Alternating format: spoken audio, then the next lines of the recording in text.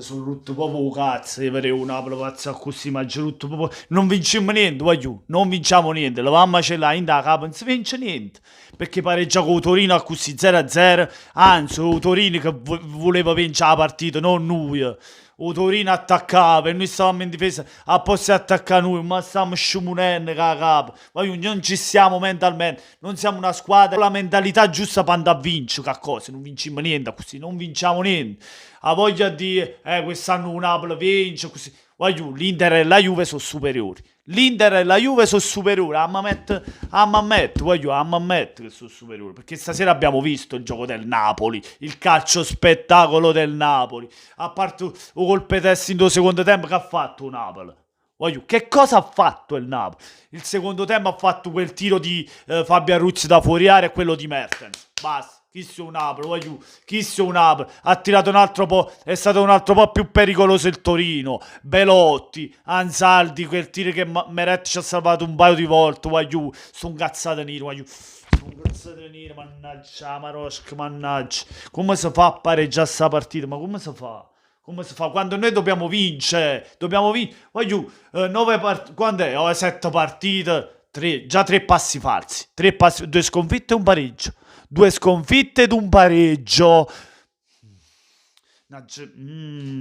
Io non lo so. Solo Di Lorenzo salvo questa sera. Stasera si salva solo Di Lorenzo e un portiere Meret che ci ha salvato un pari voto un gol. Se no si subiva pure gol. Si subiva pure gol. Sta partita è venuta 0-0 meritato. Meritato per il Torino. Perché non meritavamo per niente di vincere sta partita. Poi Llorente voglio si è divorato di palle con le colpe test. Pure Llorente nel secondo tempo.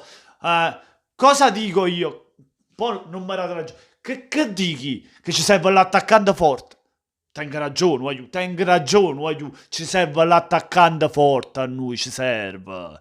A noi ci serveva uno come Icardi, uno come Belotti, uno come Immobile. Chi sono l'attaccante che servono un Napoli? È inutile attaccarci a cosa, come cazzo si chiama, a Milik, a Llorente e Pingo Palline chi destra. Mamma mia, voglio voglio proprio non ce la faccio più a vedere un Napoli pazzesco che questa maniera non ce la mi sta facendo morire, mi sta facendo intossicare un fegato.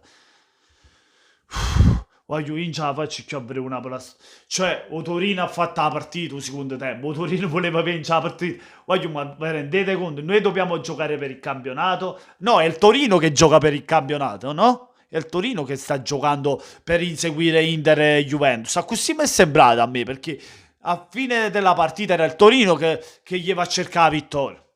Cose pazze, io non lo so più come già fa.